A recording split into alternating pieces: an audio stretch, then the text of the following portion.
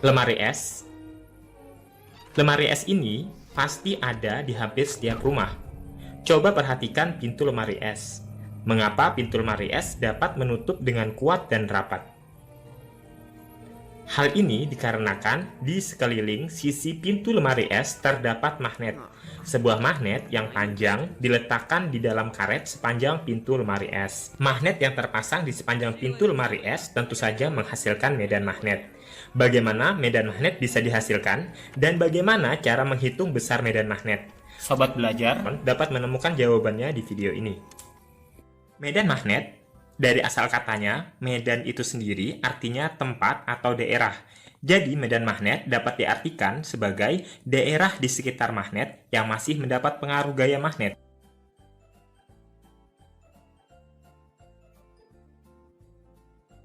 Medan magnet dapat dihasilkan dari dua cara. Yang pertama, dengan menggunakan magnet. Caranya dengan menggosok magnet ke logam tertentu.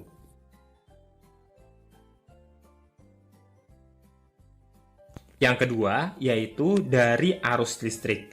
Nah, medan magnet yang dihasilkan dari arus listrik kita sebut sebagai induksi magnet. Medan magnet merupakan besaran vektor, karena selain memiliki nilai, juga memiliki arah. Arah medan magnet digambarkan dengan garis-garis gaya magnet.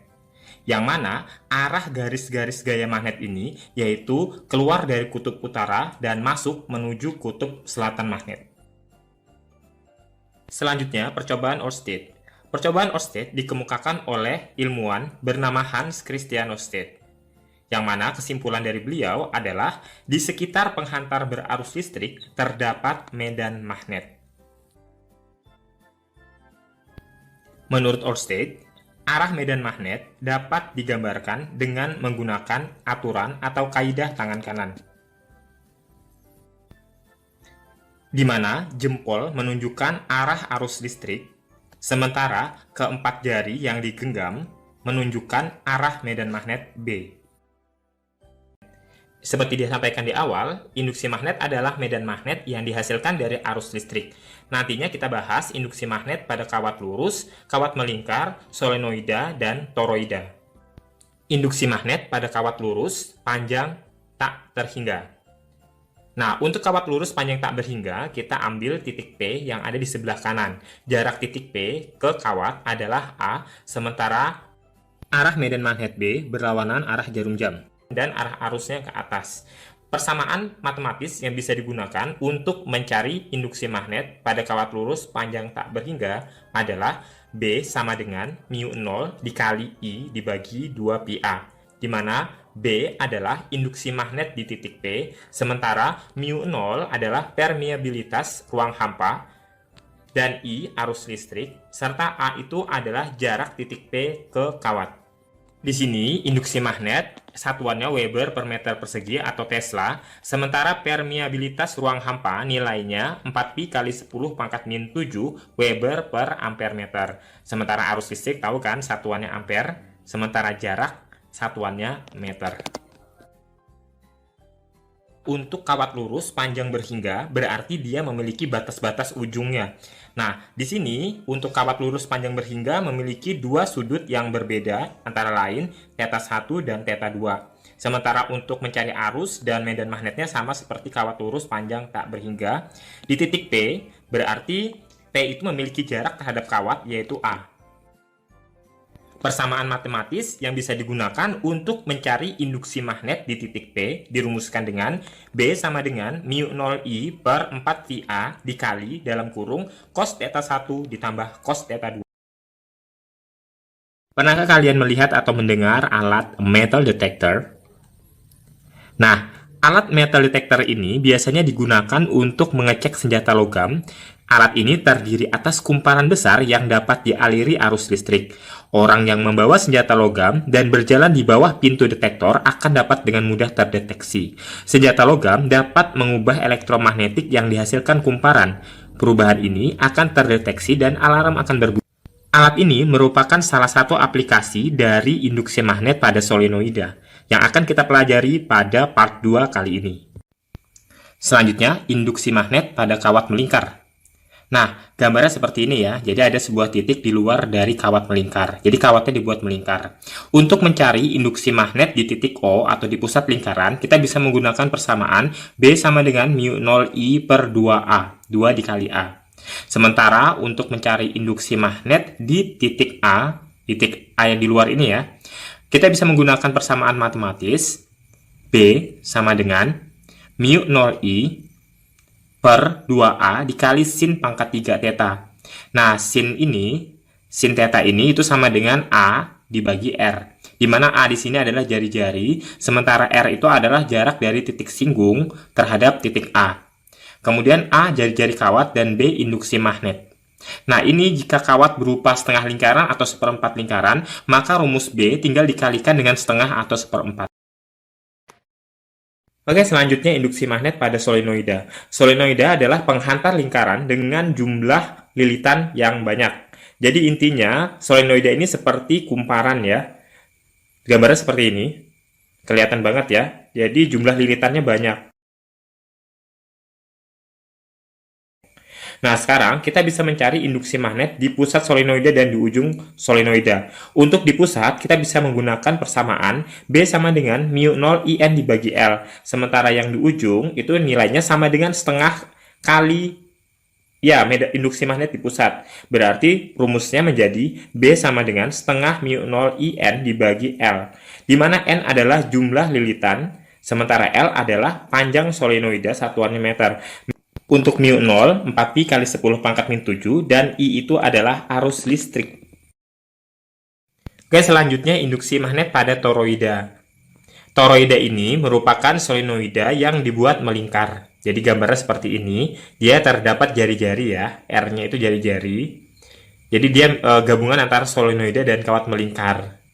Nah, di sini induksi magnet di pusat toroida bisa dicari dengan menggunakan persamaan BO sama dengan mu 0 IN dibagi 2PA. Di sini N jumlah lilitan dan R itu jari-jari toroida. Mu 0, 4pi kali 10 pangkat min 7, I sama dengan arus listrik ya. Jadi seperti yang disampaikan sebelumnya, A itu sama dengan R sama dengan jari-jari. Berikut adalah beberapa penerapan dari induksi magnet. Yang pertama adalah telepon kabel. Saat menggunakan telepon, seseorang akan menerima pesan, dalam hal ini mendengar, sekaligus mengirim pesan suara. Pada saat pembicaraan, energi listrik mengalir pada kabel telepon, menimbulkan efek elektromagnet yang kekuatannya berubah-ubah. Selanjutnya, saklar. Hampir di setiap rumah yang memiliki aliran listrik menggunakan saklar.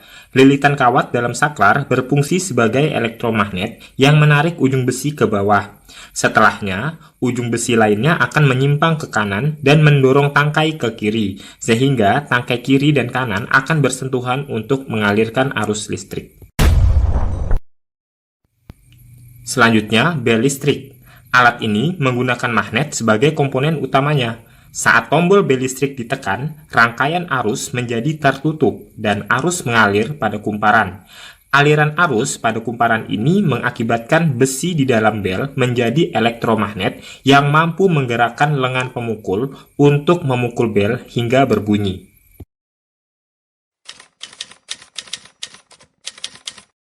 Baik adik-adik, kita mulai dengan soal pertama. Sebuah penghantar lurus panjang dialiri arus 2 ampere seperti gambar. Ini gambarnya. Besar dan arah induksi magnet di titik P adalah, perhatikan pada gambar ini ada kawat lurus panjang dialiri arus yang arahnya ke atas, nilai I sama dengan 2 ampere.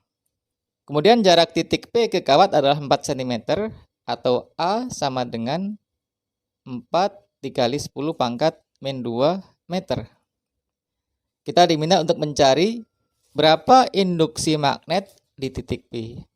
Atau B di titik P ini sama dengan berapa? Kita jawab di sini. Jawab. Langsung kita gunakan rumus. B di titik P sama dengan mu 0 kali I per 2pi kali A. Masukkan angkanya, mu 0 adalah 4pi dikali 10 pangkat min 7. I adalah 2 ampere per 2pi, A-nya adalah 4 dikali 10 pangkat min 2. Perhatikan di atas, 4pi kali 2 adalah 8pi. Di bawah, 2pi kali 4 juga 8pi. Sehingga ini bisa kita coret. Coret, semuanya bernilai 8pi. Tinggal 10 pangkat min 7 per 10 pangkat min 2. Ini adalah 10 pangkat min 5. Satuannya adalah Tesla. Jadi kita sudah menemukan nilai induksi magnet di titik P yang nilainya adalah 10 pangkat min 5 Tesla. Tinggal kita tentukan arahnya. Untuk menentukan arah medan magnetik, kita gunakan aturan tangan kanan. Kalau arus berarah ke atas, maka arah medan magnetik berlawanan arah dengan jarum jam seperti ini. Arah putaran B-nya ya, ini B-nya, putarannya berlawanan arah jarum jam sesuai aturan tangan kanan. Maka pada titik P ini, B akan berarah masuk ke dalam. Ini B di titik P. Ini tegak lurus. Jadi BP berarah masuk ke bidang kertas. Jadi kalau kita lihat pilihannya, maka jawabannya adalah yang E. Ini dia jawabannya. Kita lanjut ke soal 2. Dua kawat lurus panjang berarus listrik sejajar dengan jarak 15 cm. Kuat arusnya searah dengan besar, IA sama dengan 10 ampere dan IB sama dengan 15 ampere. Tentukan medan magnet di suatu titik C yang berada di antara kedua kawat berjarak 5 cm dari kawat A. Kalau kita gambarkan, ini ada dua kawat yang sejajar. Jarak kedua kawat ini adalah 15 cm. Ini jarak kedua kawat. Pada kedua kawat diberikan arus yang searah. Misalkan arahnya ke atas semua. Ini ada IA. Nilainya adalah 10 ampere. Kemudian ada IB. Nilainya adalah 15 ampere. Keduanya searah ya, semuanya berarah ke atas. IA dan IB berarah ke atas. Pertanyaannya, kita diminta untuk mencari medan magnet di suatu titik C. Ini titik C yang berarah 5 cm dari kawat A. Jadi jarak ini ke arah A ini adalah 5 cm. Maka jarak ke arah B adalah 10 cm. Ini adalah titik C. Berapa medan magnetik di titik C ini? Medan magnetik di titik C ini ditimbulkan oleh IA dan oleh IB. Kita lihat dulu oleh IA. Karena titik C berada di sebelah kanan IA, maka sesuai aturan tangan kanan, ini adalah arah medan magnetik. Arahnya sesuai aturan tangan kanan, berlawanan arah dengan jarum jam ya. Maka pada titik C ini, arah medan magnetiknya berarah masuk ke dalam, ke sana. Ini adalah B oleh A. Ini tegak lurus ya. Kemudian oleh IB, sesuai dengan aturan tangan kanan, maka di titik C, medan magnetiknya berarah keluar kertas ke sini. B, B. Sehingga B pada titik C atau BC sama dengan BA min BB. Ada dua B yang berbeda, satu masuk, satu keluar. Jadi BC adalah BA min BB. Kita masukkan rumusnya, BC sama dengan BA adalah mu 0 IA per 2pi AA minus BB adalah mu 0 IB per 2pi AB. Di sini mu 0 per 2pi ini sama, jadi bisa kita keluarkan. Ini sama dengan mu 0 per 2pi IA per AA minus IB per AB. Kita masukkan angkanya, ini sama dengan mu 0 adalah 4pi dikali 10 pangkat min 7 per 2pi dikalikan IA adalah 10 ampere per AA. AA ini adalah 5 cm. Atau jadikan meter menjadi 5 dikali 10 min 2. Minus IB adalah 15 cm yang ini. 15 per AB adalah 10 cm yang ini. Kalau kita ubah jadi meter maka 10 dikali 10 pangkat min 2. Ini sama dengan 4pi per 2pi adalah 2. Ini kita coret ya, 2. Sehingga ini menjadi 2 dikali 10 pangkat min 7 dalam kurung. Perhatikan di sini bahwa 10 min 2 ini sama, bisa kita keluarkan di sini. 10 pangkat min 2. Sehingga tinggal 10 per 5 minus 15 per 10. Di sini 10 min 7 per 10 min 2 bisa kita coret menjadi 2 dikali 10 pangkat min 5. Kemudian 10 per 5 adalah 2 minus 15 per 10 adalah 3 per 2. 2 dikurangi 3 per 2 adalah setengah. Ini bisa kita coret aja, gantikan dengan setengah. Setengah bisa kita coret dengan 2 yang ini. Sehingga hasil akhirnya sama dengan 10 pangkat min 5 Tesla. Ini hasil akhir untuk BC. Lanjut soal 3. Dua kawat lurus panjang A dan B berjarak 10 cm. Keduanya dialiri arus, IA sama dengan 2 ampere dan IB sama dengan 3 ampere. Tentukan letak titik yang medan magnetnya bernilai 0. Ini kita gambarkan, ada kawat A, ada kawat B. Ini IA, ke atas saja sama arahnya, IA sama dengan 2 ampere dan IB sama dengan 3 ampere. Jarak kedua kawat adalah 10 cm. Ini jaraknya 10 cm. Pertanyaannya adalah kita mencari titik yang medan magnetnya bernilai 0. Titik yang medan magnetnya bernilai 0 ada di tengah-tengah antara IA dan IB. Misalkan kita beri nama titik C. Ini titik C. Jarak titik C ke IA kita beri simbol X karena belum kita ketahui. Maka jarak ke IB berarti adalah 10 minus X. Karena jarak totalnya adalah 10. Sesuai aturan tangan kanan, pada titik C ini muncul BA yang arahnya masuk ke bidang kertas. Ini adalah BA. Kemudian oleh IB akan muncul medan magnetik yang arahnya keluar kertas ke sini. Ini adalah BB. Sehingga di sini BC sama dengan BA minus BB. Yang nilainya adalah 0 seperti permintaan soal. Maka BA sama dengan BB. Kita masukkan rumusnya, BA adalah mu 0 IA per 2pi AA. Untuk BB, rumusnya adalah mu 0 IB per 2pi AB. Perhatikan mu 0 kiri kanan sama, bisa kita coret. 2pi juga sama, bisa kita coret. Sehingga tinggal IA per AA sama dengan IB per AB. Kita lanjut di sebelah sini. Jadi IA per AA sama dengan IB per AB. Kita masukkan angkanya, IA adalah 2 ampere, masuk 2 ampere, per AA adalah X ini ya, jadi per X, sama dengan IB adalah 3 ampere, AB adalah 10 minus X. Ini ampernya kita coret aja ya, nggak usah kita masukkan. Ini kita kali silang, 2 dikali 10 minus X sama dengan 3 dikali X.